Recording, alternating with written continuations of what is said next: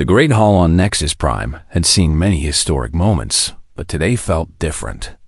Representatives from 43 civilizations sat in their assigned sections, each species keeping to their own kind. The air recyclers worked overtime to handle the different atmospheric requirements, creating small pockets of breathable space for each delegation. Chun Martinez walked slowly toward the speaking platform at the center of the vast chamber. His black uniform looked plain compared to the glowing robes of the Altarians or the crystal armor of the Veltar.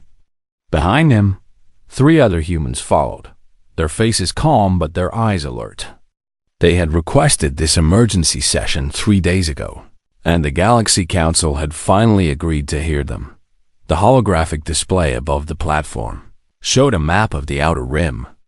Red zones marked where star systems used to be. 12 systems had vanished in the past 6 months, consumed by something the galaxy was calling the Void Swarm. No one knew exactly what it was, but everyone knew it was coming toward the core worlds. Chun reached the platform and looked up at the assembled representatives. The Altarians sat in the highest section, their tall, thin bodies radiating the confidence of a species that had ruled space for over 2,000 years. The Veltar crystals pulsed with soft blue light, their collective consciousness making decisions faster than any single mind could follow. Near the middle sat the Centauri Coalition, humanity's closest allies among the stars. Honored representatives, Chun began, his voice carrying clearly through the translation systems. Earth and her colonies wish to make a formal request regarding the Void Swarm crisis. A ripple of interest went through the chamber. Humans were still considered newcomers to galactic society. 400 years of space travel made them infants compared to species that had been among the stars for millennia. We have studied the combat reports from the Outer Rim, Chun continued. We have analyzed the enemy's tactics and capabilities. We have run countless simulations using our war computers. He paused, looking directly at the Altarian section. We believe we can stop this threat, but we need permission to act. High Commander Zek Hall of the Altarian Navy leaned forward. His voice carried the weight of 20 centuries of military tradition. Terrans are brave, we acknowledge this. But bravery alone cannot defeat an enemy that consumes entire star systems. Chun nodded respectfully. We are not speaking of bravery, High Commander. We are speaking of capability.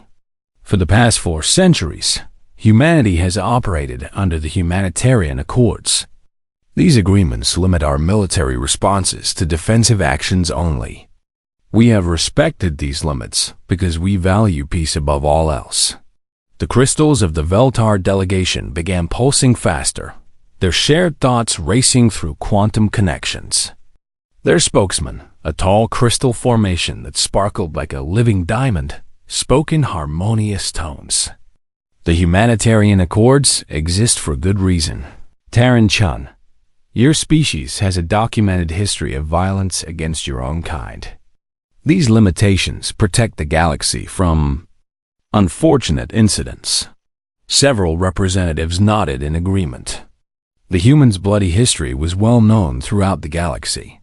World wars, nuclear weapons, genocides, all of this had happened before humans ever left their home planet. The Humanitarian Accords had been created specifically to prevent humanity from bringing such violence to the stars. Chun's expression remained calm, but something flickered in his eyes. We understand your concerns. Our history speaks for itself, and we do not ask you to forget it. But this enemy is different. The Void Swarm does not negotiate. It does not trade. It does not seek territory or resources. It simply consumes everything in its path. He activated his personal display, showing footage from the Battle of Kepler Station. The assembled representatives watched as dark shapes that seemed to bend light around them tore through the station's shields like paper.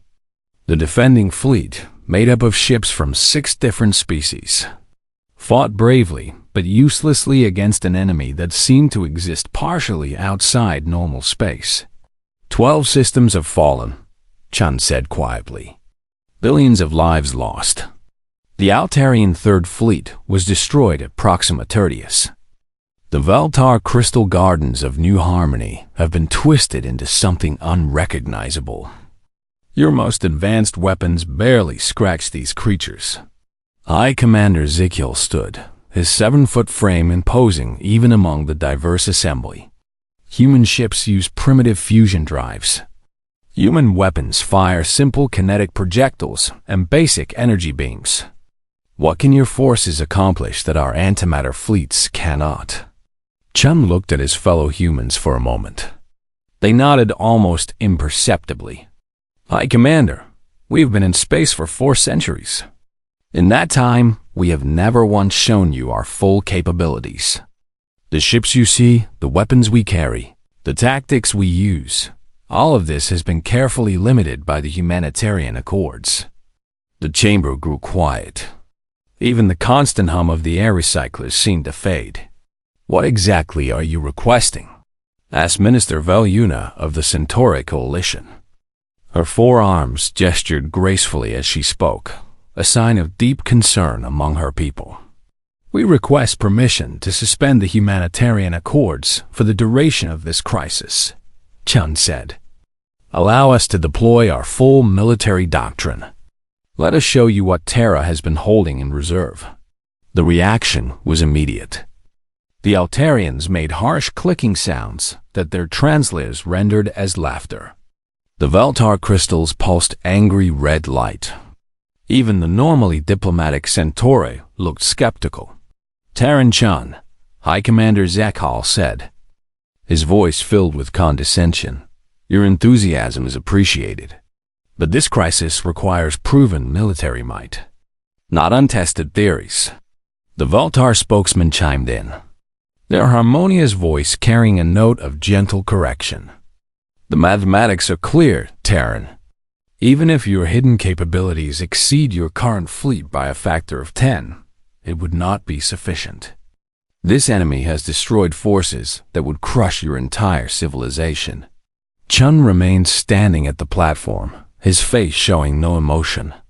We understand your position, but we felt obligated to make this offer. When this crisis is over, we want history to record that Terra tried to help in the only way it could. The vote was called quickly. 43 civilizations voted on humanity's request. Only 3 voted in favor, Earth herself. The Centauri Coalition out of loyalty, and surprisingly, the merchant species known as the Traders Union, who had always appreciated humanity's reliability in business dealings. 40 votes against. The motion was denied. Chun gathered his materials slowly, his movements careful and precise. Thank you for considering our request, he said formally. Terra will continue to provide support within the limits of the humanitarian accords. We will evacuate civilians, provide medical aid, and defend ourselves when attacked. Nothing more. As the human delegation left the chamber, High Commander Zekhal turned to his aide. Increase patrols along our border with human space. If the swarm continues its advance, we may need to evacuate through their territory. At least their fusion drives will be adequate for refugee transport. The aide nodded, already composing the orders. Neither of them noticed the small smile that crossed Chen's face as he walked through the exit, nor the way the other humans moved with the precise coordination of a military unit despite their civilian clothes. Above the chamber, the holographic display continued showing the red zones where star systems used to exist. The Void Swarm was still coming, and the galaxy's greatest military powers prepared to meet it with conventional tactics and traditional strategies. Terra had offered to help. They had given fair warning. The galaxy had chosen to decline that help. Now they would all live with the consequences of that choice. 3 months had passed since the Galaxy Council rejected humanity's offer, and the situation had grown much worse. Commander Thekros of the Altarian Navy stood on the bridge of his flagship, watching his homeworld die through the main viewing screen. Altair Prime had been the jewel of the galaxy for 2,000 years. Floating cities that touched the clouds, crystalline spires that reached toward the stars, gardens that had been tended by 100 generations. Now dark shapes moved through the sky like living shadows, and everything they touched simply stopped existing. "Sir, the evacuation fleets are requesting permission to retreat," his communications officer reported. Her voice carried the strain of someone who had not slept in days. Thekros watched another of his destroyers vanish into the hungry darkness. The ship's antimatter reactor had provided enough power to level a mountain, but against these creatures, it might as well have been a candle in a hurricane. "Granted," he said quietly. "All ships begin immediate retreat. Mark Altair Prime as lost." On the far side of the galaxy, the Veltar faced their own nightmare. Their crystal gardens on New Harmony had taken 10,000 years to grow. Each crystal formation represented centuries of careful cultivation, guided growth, and artistic vision. The gardens were more than beautiful. They were living libraries, storing the memories and knowledge of their entire civilization. The Void Swarm had found them 3 days ago. Velshatan, the eldest of the garden keepers, stood among the twisted remains of her life's work. The crystals still grew, but they had become something wrong. Where once they had pulsed with gentle blue light, now they radiated a darkness that hurt to look at. The stored memories had become screams. "The evacuation ships are ready," her assistant reported, their harmonic voice cracking with grief. "The last of the knowledge crystals have been loaded." Velshatan nodded slowly. "Begin the demolition sequence. If we cannot save the gardens, at least we can prevent them from being used against others. The charges they set would crack the planet's core. Better to destroy 10,000 years of work than let it become a weapon for the enemy." But while the galaxy's greatest civilizations watched their worlds burn, humanity remained strangely busy. Human ships appeared at every disaster zone, always arriving first, despite their supposedly slow fusion drives. Their small vessels worked around the clock, pulling survivors from burning stations and collapsing habitats. Captain Maria Santos of the civilian transport ship Peaceful Trader guided another group of refugees toward her cargo base. 200 Veltar children, their crystal bodies dim with shock and fear. Her crew moved with practiced efficiency, arranging sleeping areas and setting up the life support systems needed for crystalline biology. "Captain," her first officer said quietly, "that's the 7th refugee group this week. The ship is rated for a crew of 30, but we're carrying almost 2,000 beings now." Maria nodded, checking her calculations one more time. On paper, it should be impossible. Her ship was too small, her life support systems too limited, her cargo space inadequate. But somehow, they made it work.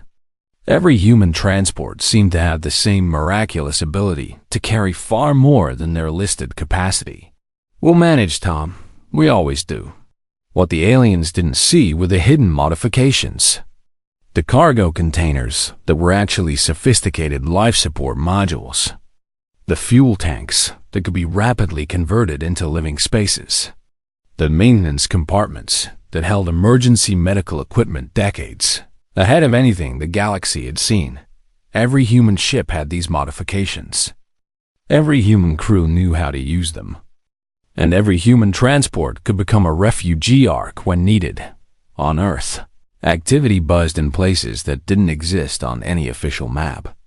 Deep beneath the Swiss Alps, Admiral Elena Vasquez walked through corridors carved from solid rock. The facility around her had been built centuries ago, during humanity's first expansion into space. Officially, it was a geological research station. In reality, it was one of dozens of hidden command centers scattered throughout human space. "Ma'am, The Outer Rim monitoring stations are reporting increased swarm activity, her aide reported. They've consumed 27 systems now. The pattern suggests they're heading for the core worlds. Elena studied the tactical display, her mind processing information that would have overwhelmed most military computers. What's the status of our evacuation operations? Proceeding ahead of schedule. Our transport fleets have relocated over 3 million refugees so far. The aliens still believe we're just being helpful neighbors.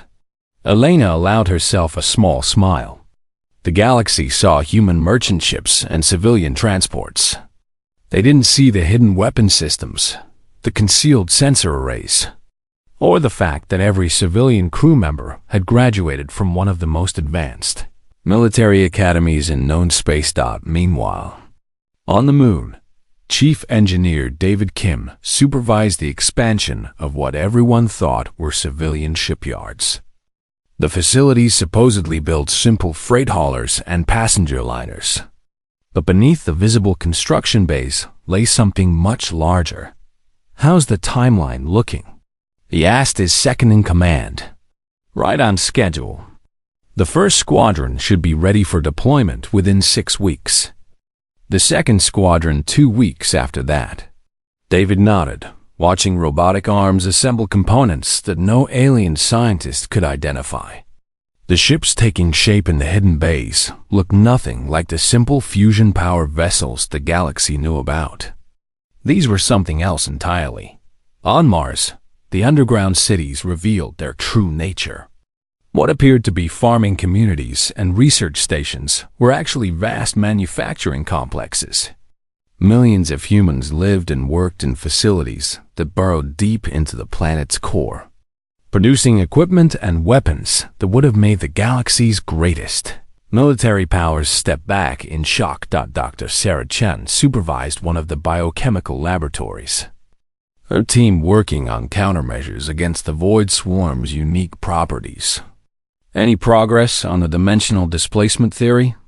Her colleague looked up from his calculations. We're getting somewhere. The swarm exists partially outside normal spacetime, but that also makes them vulnerable to specific types of interference. If we can generate the right frequency modulation. Sarah nodded. Around them, other teams worked on projects that pushed the boundaries of physics itself. Weapons that could strike across dimensional barriers. Shields that could exist in multiple realities simultaneously. Sensors that could track enemies through folded space. The galaxy thought humans were primitive because they used fusion drives and kinetic weapons. They didn't understand that those were just the tools humans allowed them to see. In the asteroid belt, mining stations continued their work with mechanical precision. Automated systems stripped valuable metals from floating rocks, feeding the raw materials to processing plants that ran day and night. But the aliens who occasionally visited these facilities never looked closely at what was being built. The mining equipment could reconfigure itself in minutes. The storage containers were actually weapons platforms waiting for activation codes. The communication arrays were sensor networks that monitored every ship, movement in human space. As the Void Swarm continued its advance, consuming world after world, the galaxy's military leaders grew increasingly desperate. Their most advanced weapons barely slowed the enemy down. Their fastest ships couldn't outrun creatures that moved through folded space. Their best strategies crumbled against an enemy that seemed to operate outside the normal rules of warfare. But in the hidden places of human space, final preparations were being made. Weapons were being loaded, ships were being fueled, and soldiers were receiving their final briefings. The galaxy had rejected humanity's offer of help 3 months ago. Soon, they would discover what that help would have looked like. The Void Swarm was still coming, and conventional resistance had failed at every turn. The galaxy's greatest civilizations watched their worlds burn and wondered if anything could stop the advancing darkness. They were about to find out what 4 centuries of hidden preparation could accomplish. They were about to learn what humanity had been holding back. But first, they would have to ask for help. Captain Sarah Okafor stood on the bridge of the UHSS Defiant, watching the impossible unfold before her eyes. New Geneva Station had been humanity's pride in this sector, a massive civilian facility that housed 3 million beings from dozens of species. Now it was dying. The Void Swarm had found it 6 hours ago. The station's shields, powered by the best technology the galaxy could provide, had held for exactly 17 minutes. After that, the dark shapes began their work of consumption. Whatever they touched simply stopped existing, leaving twisted gaps in reality itself. "Captain, we're receiving the final evacuation signal from New Geneva," her communications officer reported. Lieutenant Park's voice was steady, but Sarah could see the tension in his shoulders. "The last transport ships are requesting immediate escort to the jump point." Sarah nodded, her eyes fixed on the tactical display. 17 transport vessels carrying the last survivors from the station. Behind them, writhing darkness consumed everything else. The rescue ships were of mixed origin: Altarian fast cruisers, Veltar crystal ships, and 3 human transports bringing up the rear. "All ships, this is Defiant Control," Sarah broadcast. "Maintain formation and proceed to jump coordinates. We'll provide rear guard protection." It was a lie, and everyone knew it. The Defiant was a simple human transport ship with basic shields and minimal weapons. Against the Void Swarm, they might buy the refugees 5 minutes of extra time. Maybe 10 if they were lucky. One of the escape ships, an Altarian cruiser carrying mostly children, fell behind the others. Sarah watched on the display as its engines flickered and failed. The ship was still moving, but not fast enough to reach the jump point before the swarm caught up. "Captain," her tactical officer called out. "The Altarian ship Swift Current is reporting engine failure. They're asking for assistance." Sarah closed her eyes for a moment. According to the humanitarian accords, she was authorized to provide escort protection and emergency rescue only. She could not engage in offensive operations against an enemy force. She could not use weapon systems beyond basic defensive capability. She could not reveal any military technology that might upset the galactic balance of power. But on her display, she could see 300 Altarian children about to die. Children who had done nothing wrong except be in the wrong place when the darkness came. "Communications. Open a quantum encrypted channel to Terra Command," she ordered quietly. Her communications officer hesitated. "Ma'am, that's a military-grade encryption channel. Protocol requires civilian captains to use standard commercial frequencies." Sarah looked at him calmly. "Lieutenant Park, do you see any commercial shipping authorities out here today?" Park activated the channel. The response came immediately, in a voice that carried the weight of absolute authority. "This is Terra Command. State your authorization." Sarah took a deep breath. Once she said the words, there would be no going back.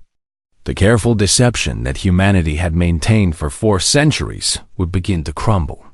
"Control, this is Defiant Actual. I'm invoking Protocol 7. A pause. Then, Captain Okafor, confirm your authorization code. Sierra Hotel Alpha Delta Echo Sierra." She paused, then added the phrase that would change everything. "The shadows have grown too long. Authorization confirmed. Protocol 7 is now active for your vessel. Captain, you are no longer operating under humanitarian accord restrictions. Welcome back to the war." The moment the transmission ended, the Defiant began to transform. The outer hull plates that had always appeared to be simple metallic protection began retracting into hidden compartments. Beneath them, surfaces that seemed to absorb light itself were revealed. The ship's fusion reactor signature, which had been broadcasting steadily for years, suddenly spiked to levels that should have been impossible for its size. On the bridge, new control stations rose from the floor. Displays that had never existed before came online, showing information about weapon systems and defensive capabilities that no alien scientist had ever suspected. Tactical. Weapons status, Sarah ordered, her tactical officer, who had been Lieutenant Chun for the past 3 years, now revealed training that went far beyond civilian navigation. Primary systems online. Dimensional displacement cannons charging to full power. Reality anchors deploying. Temporal shields at maximum. Sarah nodded, her hands moving over controls that had been hidden beneath false panels. Target the swarm cluster pursuing the refugee ships. Full spread, maximum yield. The Defiant didn't just open fire. It unleashed something that redefined the concept of warfare itself. Beams of energy that existed in multiple dimensions simultaneously struck the void swarm creatures. The dark shapes that had been immune to antimatter explosions and gravitational weapons suddenly began to collapse in on themselves. Their ability to exist partially outside normal space became a liability as the human weapons followed them through dimensional barriers. The effect was instantaneous and devastating. The swarm cluster that had been pursuing the refugees simply ceased to exist. Not destroyed, not scattered, but actually removed from reality across multiple dimensional planes. On board the escaping ships, alien crews stared at their sensors in disbelief. The Altarian captain of the Swift Current opened an emergency channel. Human vessel Defiant, what was that weapon? Our sensors cannot identify the energy signature. Sarah looked at her tactical display, where dozens more swarm clusters were converging on their position. Captain Philwan, I suggest you get your people to the jump point as quickly as possible. Things are about to get interesting. The swarm had noticed them now. The creatures that had been slowly consuming New Geneva Station turned their attention to this new threat. But instead of the easy prey they expected, they found something that fought back with weapons they couldn't understand. The Defiant moved through space in ways that violated basic physics. Its engines didn't just provide thrust, they manipulated space-time itself, allowing the ship to be in multiple positions simultaneously. When the swarm tried to surround them, they discovered they were attacking empty space while the real ship struck from an impossible angle. Sarah watched the tactical display with calm professionalism. How? Bring us about. Target the main swarm mass around the station. Ma'am, there are over 3,000 individual entities in that cluster. Our previous engagement was against maybe 50 targets. Sarah smiled, and for the first time, the expression looked genuinely dangerous. Lieutenant, that was a test firing. Now let's show them what this ship was actually built for. The Defiant's true nature revealed itself fully. What had appeared to be a simple civilian transport was actually a weapons platform that incorporated technology, decades ahead of anything the galaxy had seen. The ship didn't just carry advanced weapons, it was designed around principles that most alien scientists would have dismissed as impossible as the battle unfolded. Escape ships from dozens of species watched in stunned silence. The human vessel danced through the swarm like a predator among prey, its weapons carving paths of destruction through enemy formations that had destroyed entire fleets. On the Veltar crystal ship, Harmony's Edge, the captain sent an urgent message to their homeworld. Command, we are witnessing impossible events. The human transport Defiant is engaging the Void Swarm with weapons that appear to operate outside known physics. The enemy formations are being systematically destroyed. Request immediate analysis of human military capabilities. The response came back within minutes. Impossible. Human technology is centuries behind our own. Confirm your sensor readings. Sensors confirmed and triple-checked. Command, we may have seriously misjudged the Terrans. Sarah looked at the aftermath of the engagement. New Geneva Station was still lost, but the swarm cluster that had taken it was gone. The refugees had reached the jump point safely. Her ship had revealed capabilities that would terrify the galaxy if they truly understood what they meant. Communications. Send a message to the refugee convoy, she ordered. Inform them that the immediate threat has been neutralized. They should proceed to designated safe zones. She paused, then added, and send a copy of this engagement to Terra Command. I think it's time for some more serious conversations. The secrets that humanity had kept for 4 centuries were beginning to surface. The galaxy was about to learn what Terra meant when they said they had been holding back. Admiral Elena Vasquez stood in the war room deep beneath the Swiss Alps, surrounded by displays that showed the true scope of human space. For 400 years, this facility had remained hidden from the galaxy's surveillance networks. Today, its secrets would finally see the light of battle. Ma'am, Captain Okafor's engagement at New Geneva has been successful, her aide reported. The swarm cluster has been eliminated with 0 casualties to our forces. Elena nodded, studying the massive holographic display that dominated the chamber. The galaxy knew about Sol System, about the dozen or so official human colonies, about the trade routes that connected them. What they didn't know was that this represented perhaps 10% of humanity's actual presence in space. What's the reaction from the other species? She asked. Confusion, mostly. The Altarians are demanding an explanation for the Defiance weapons capabilities. The Veltar have requested immediate technological exchanges.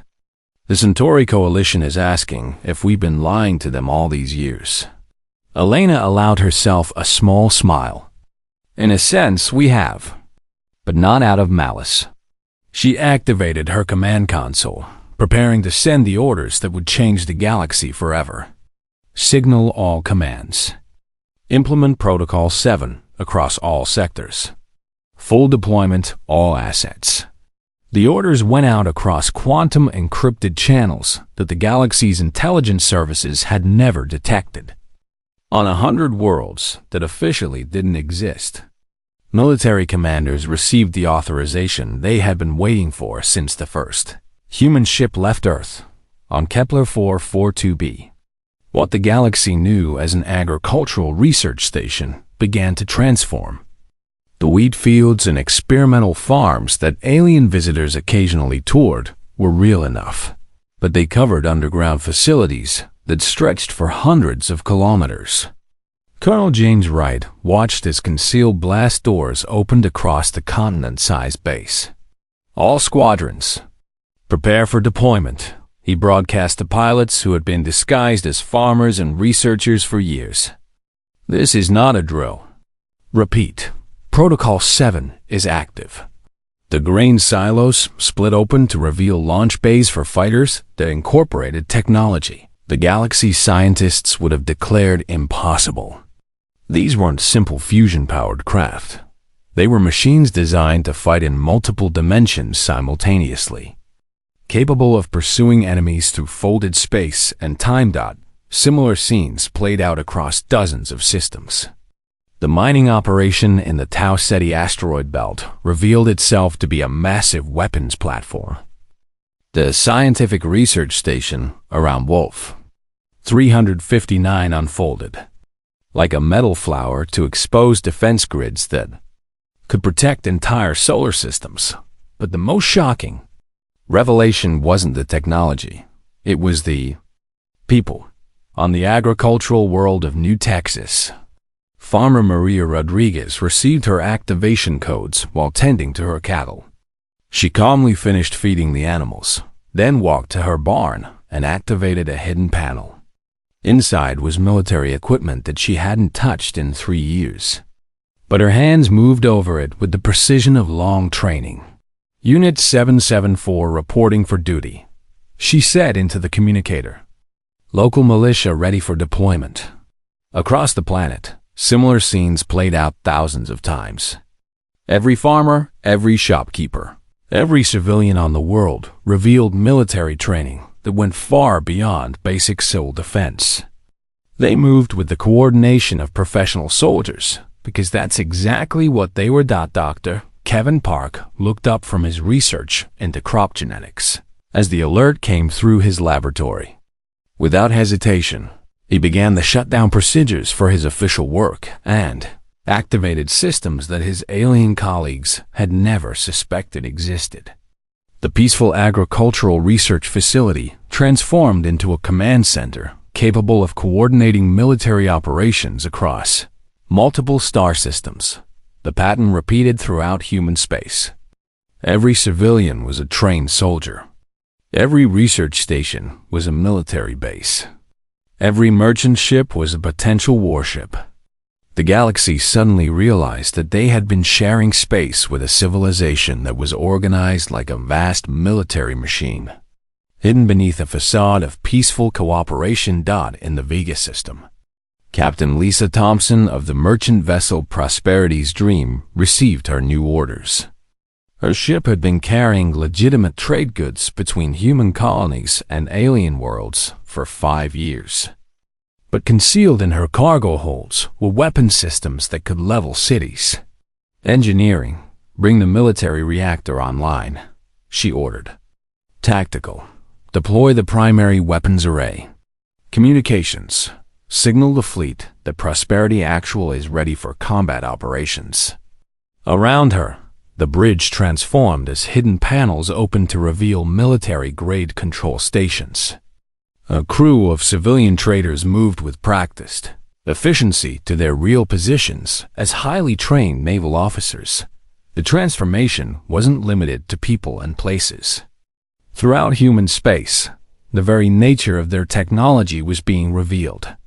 The fusion drives that everyone thought were primitive suddenly showed their true nature as power sources for systems that operated beyond conventional physics.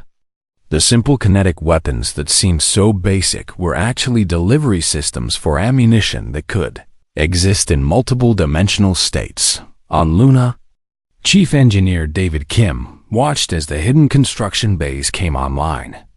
The ships that emerged looked nothing like the civilian transports and cargo haulers that the galaxy associated with human engineering.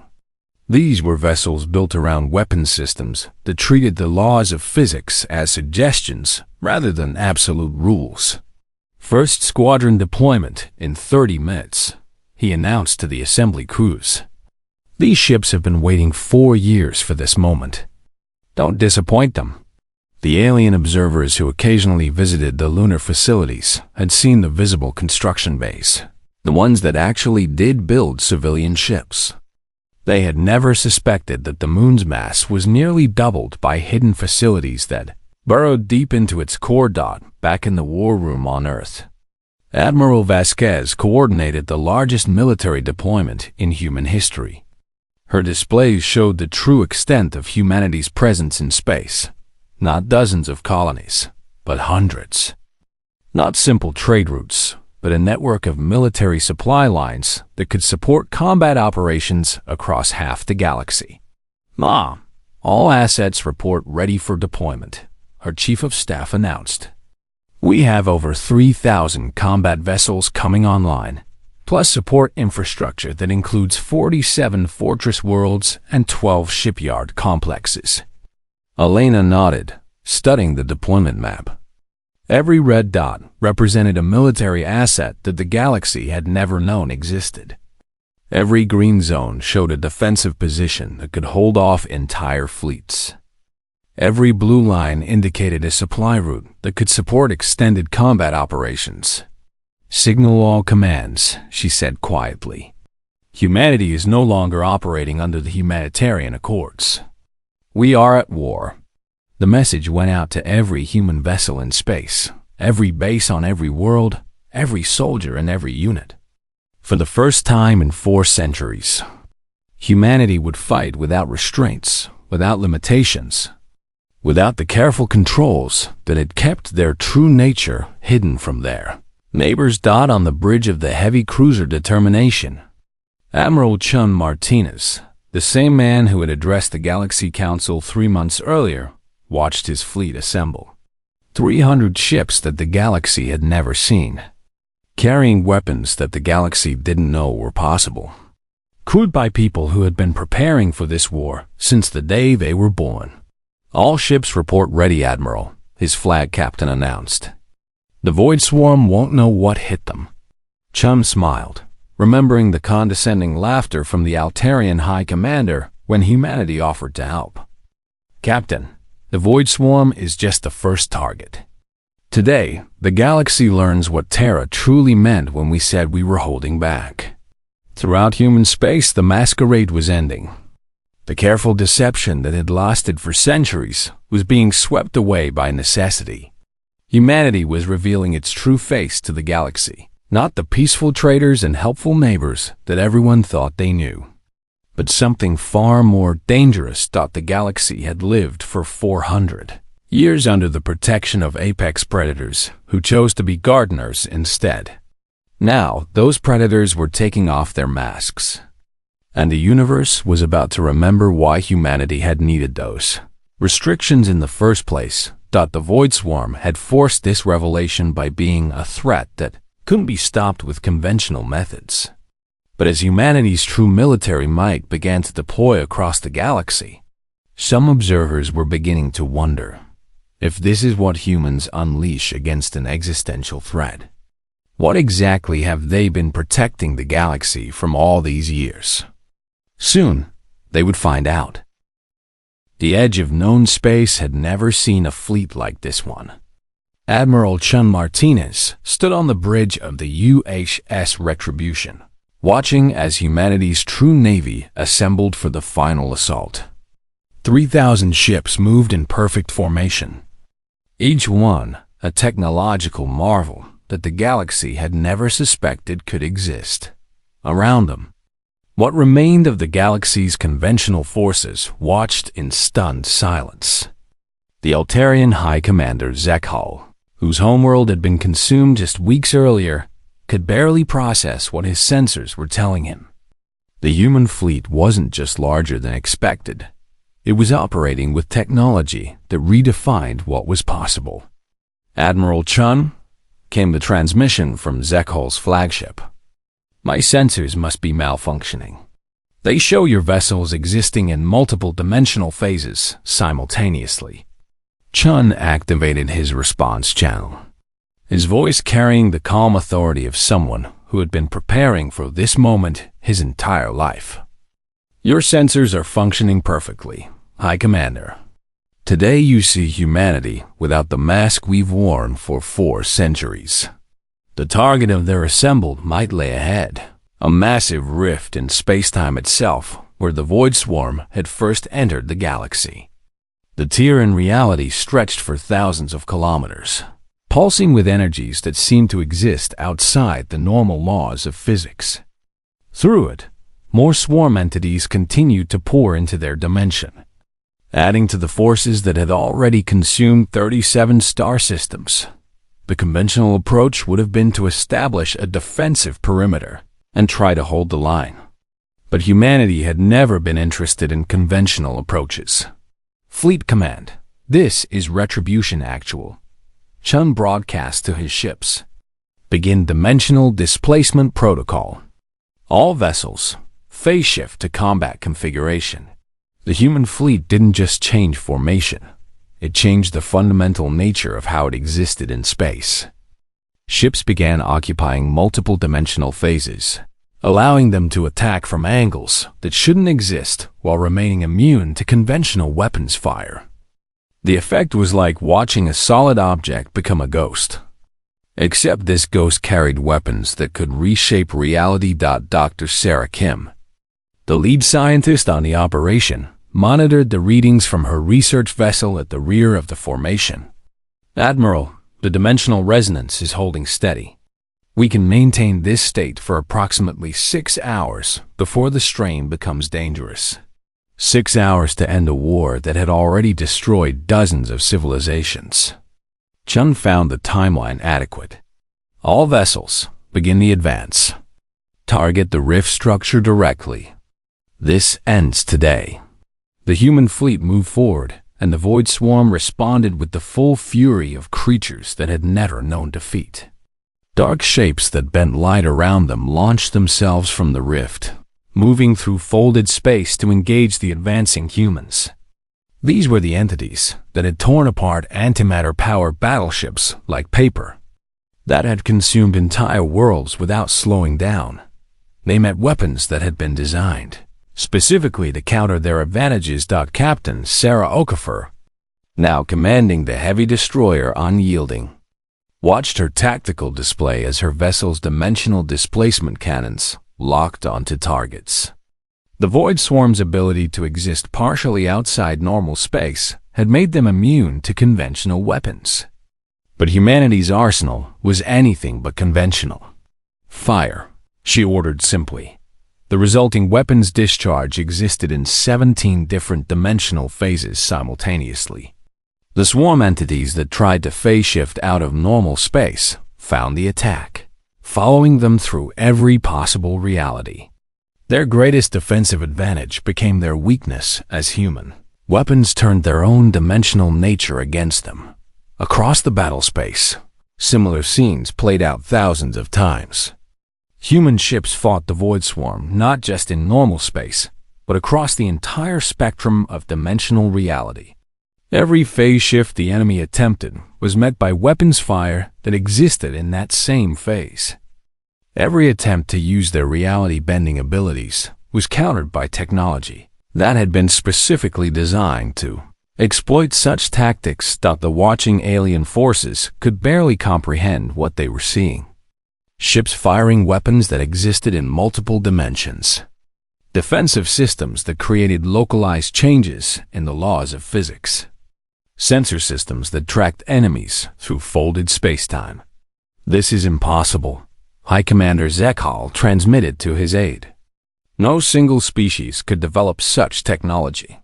His aide, a young officer who had spent time studying human history, responded quietly, "Sir, perhaps we misunderstood what it meant that they came from a world where they fought constant wars against their own kind."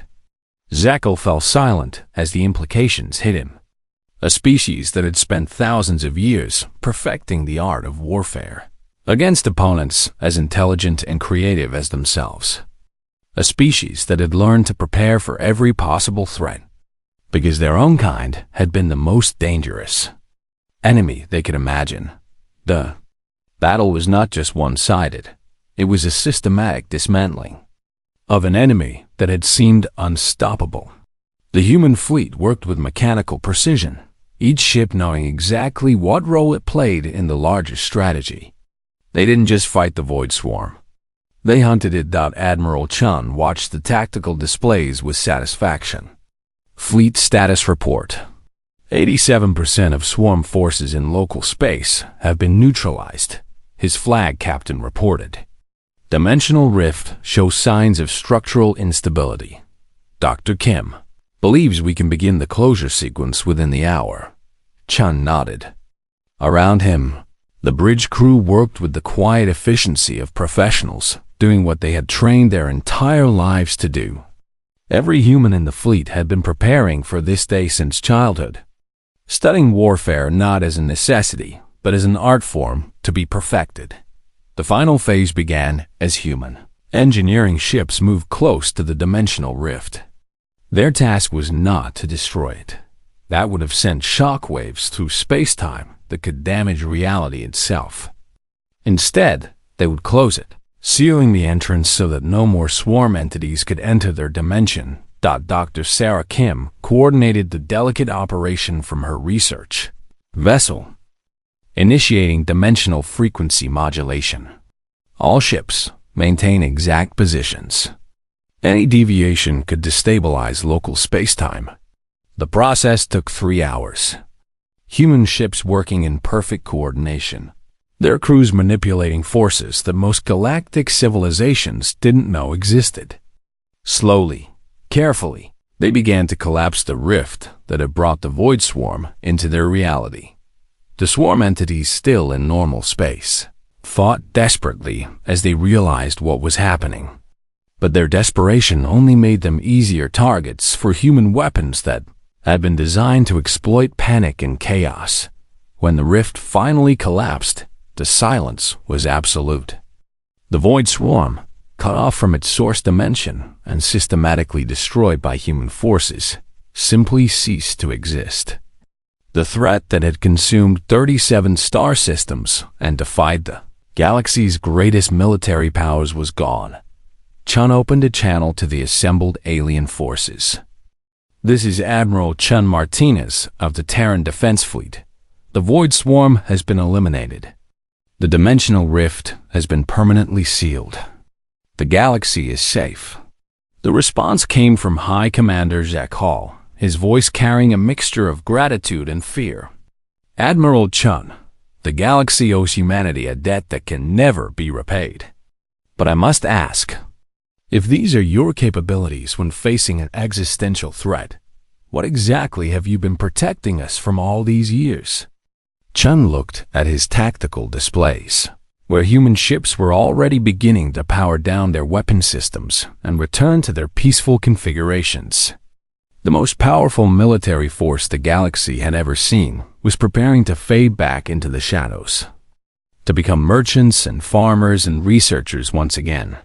"High Commander," he said quietly, "you've just seen what humanity unleashes when faced with an enemy that cannot be reasoned with, cannot be negotiated with, and seeks only destruction. We hope never to show you what we would deploy against an enemy that was intelligent, adaptive, and genuinely threatening to our survival." The implication hung in space like a dark star. The galaxy had just been saved by creatures that considered this overwhelming display of force to be merely their response to a simple threat. In the weeks that followed, the humanitarian accords were quietly reinstated. Human ships returned to their simple fusion drives and basic weapons. The hidden bases faded back into the shadows. The massive fleets were stored away in facilities that once again became invisible to galactic surveillance. But everyone remembered. Every alien species now knew that humanity's helpful neighbors and reliable trading partners were apex predators in disguise. Every government understood that the peaceful farmers and researchers living among them were soldiers trained from birth for warfare beyond. Imagination. Chun returned to his role as a simple ambassador, the same position he had held when he first warned the galaxy about the coming threat. But when he walked the halls of the Galaxy Council, representatives stepped aside with a respect that bordered on fear. The galaxy was safe. The Void Swarm was gone, and everyone understood that they lived under the protection of gardeners who could become gods of war whenever the shadows grew too long. In classified archives throughout human space, contingency plans remained active.